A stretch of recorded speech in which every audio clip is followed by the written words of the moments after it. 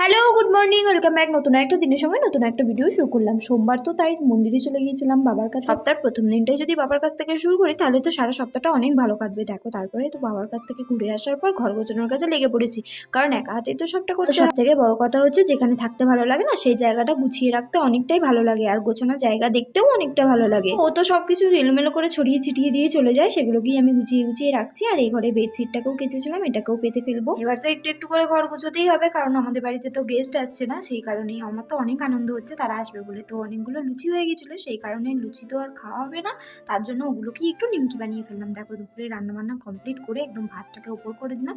এবার এই বাসন কটাকে মেজে নেবো, তারপরে দেখো রান্নাঘর পরিষ্কার করে নিয়ে আবার চলে এসেছি সন্ধ্যেবেলা। তো রাতের খাবার বানাচ্ছি, আর আজকে রাতে বানাচ্ছি হচ্ছে রুটি আর কুমড়োর তরকারি। আর আজকে জানো তো আমি আমার কিচেনটাকে একটা নতুন গেট আপ দেবো, সেই কারণে রান্নাবান্না কমপ্লিট করে নেওয়া। একেবারে স্ল্যাবটাকে ধুয়ে মুছে পরিষ্কার করে নিয়েছি, কারণ এখানে লাগাবো ওয়ালপেপার। আর এই দেখো কত সুন্দর দেখতে লাগছে। Thanks for watching, by.